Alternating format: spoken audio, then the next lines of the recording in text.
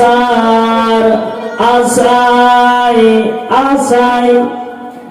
খুব ভালো ভাষা, একটা আশা আর একটা আশা, একটা তালিবস্য দিয়ে একটা দন্তস্য দিয়ে। তোমার আশার আশায় আশায় আকাশ জ্বালায় চাঁদের বাতি, তোমার আশার আশায় আশায় আকাশ জ্বালায় চাঁদের বাতি, পাখিরা সব বাসায় বাসায়, পাখিরা সব বাসায় বাসায়, তোমার আগমনে যে গায় আল্লাহুম্মা সাল্লি আলা মাওলানা মুহাম্মাদ ওয়া আলা মাওলানা মুহাম্মদ। আসমান সুন্দর, জমিন সুন্দর, আরো সুন্দর মদিনা। আসমান সুন্দর, জমিন সুন্দর, আরো সুন্দর মদিনা। সবার চাইতে সুন্দর দয়ার নবী মুস্তাফা। আল্লাহুম্মা সাল্লি আলা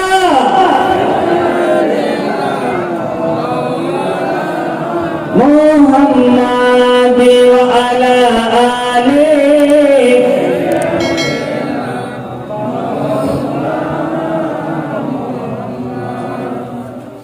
নাত সর্বপ্রথম কে পড়েছিলেন, তার নাম কি? নাতে রাসূল সর্বপ্রথম পড়েছিলেন হাসান বিন সাবিত রাদিয়াল্লাহু তাআলা আনহু, যাকে শায়রুন নবী বলা হয়, যাকে শায়রুর রাসূল বলা হয়। নবী জালসা করতেন, তার পাশে দাঁড়িয়ে হাসান বিন সাবিত গাজাল করতেন, নাত পড়তেন। তো নাত পড়া সাহাবার সুন্নাত, আর নাত শোনা নবীর সুন্নাত। বলুন সুবহানাল্লাহ। তো নাত শরীফ সর্বপ্রথম কে পড়েছিলেন? হাসান বিন সাবিত। তার লেখা নাত, সাহাবায়ে রাসূল যে নাতটা লিখেছেন, ওই নাতটা আরবি ভাষাতে আছে। মা আজমালু মিনকা লাম তারা কাত্তু আইনি ওয়া আকমালু মিনকা লাম তালিদিন নিসা। আরবি ভাষাতে লেখা আছে মা আজমালু মিনকা লাম তারা কাত্তু আইনি ওয়া আকমালু মিনকা লাম তালিদিন নিসা। খুলিকতা মুবাররাম মিন কুল্লি আইবিন কাআন্নাকা কাদ খুলিকতা কামা তাশাউ। এই নাতগুলো পড়তেন হাসান বিন সাবিত। এটা কোথায় পেয়েছি? আমি গ্রাজুয়েশন যখন করি, ফার্স্ট ইয়ারের সিলেবাসে ছিল হাসান বিন সাবিতের কবিতাতে। তো আমি প্রফেসরকে বললাম যে স্যার দেখুন, এখানে নবীর কত সুন্দর প্রশংসা হাসান বিন সাবিত করছেন, আর আপনি নবীর বিরোধিতা করছেন, নবীকে হামজাইসা বাসার বলছেন। এটা কি করে উচিত হয়? কত সুন্দর বলছেন। কি মানে? মা আজমালু মিনকা লাম তারা কাত্তু আইনি। হাসান বিন সাবিত বলছেন, নবী গো, আপনার মতন সুন্দর পৃথিবীতে আমি কাউকে দেখিনি। ওয়া আকমালু মিনকা লাম তালিদিন নিসা।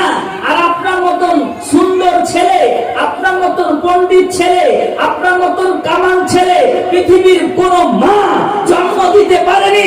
আপনি হচ্ছেন বেটার বেস্ট। তাই তো আলা হযরত মুজাদ্দিদুদ্দিন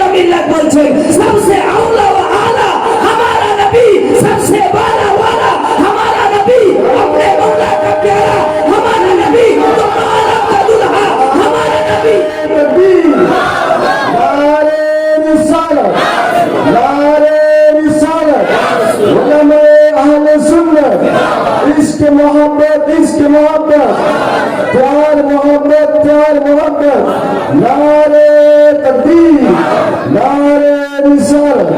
আমার নবীর ব্যাপারে আলা হযরত বলছেন সরওয়ার कहूं के मालिक को मौला कहूं तुझे, सरवर कहूं के मालिक को मौला कहूं तुझे, लेकिन बागे खलील का गुले ज़ैबा कहूं तुझे।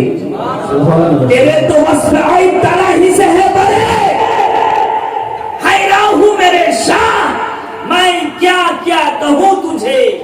নবী গো আপনাকে কি বলবো খুঁজে পাচ্ছি না, তো আপনাকে এটাই বলে আমি নিজের মনে সান্ত্বনা দিচ্ছি যে लेकिन रज़ा ने खत्म सुखन इस पे कर दिया कि खालिक का बंदा खल्क का आका कहूं तुझे।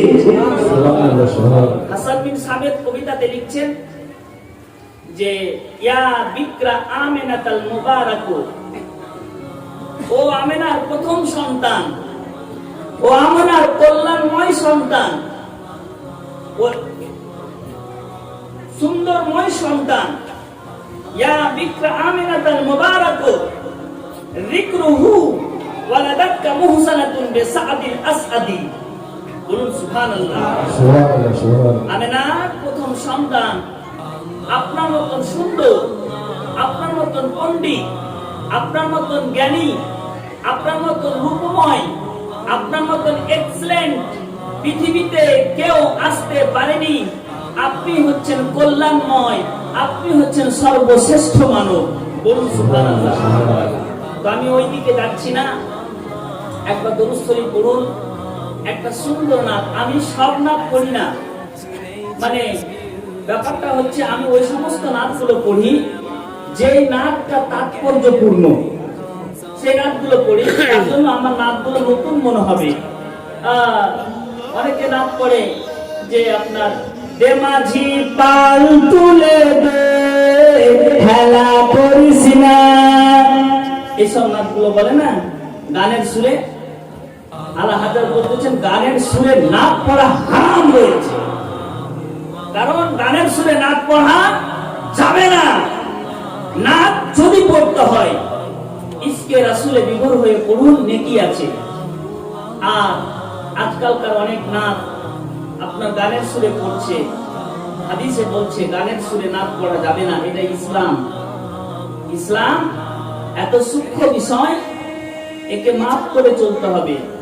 যাই হোক, একবার দরুদ শরীফ পড়ি মন খুলে, কারণ একবার দরুদ যদি কেউ পড়ে আল্লাহ তার প্রতি 10টা রহমত করে, আর 10টা গুনাহকে মাফ করে দেয়, আর 10টা দরজা মানে তার সম্মানের আসনকে প্রতিষ্ঠিত করে দেয়। একবার মন খুলে পড়েন তো।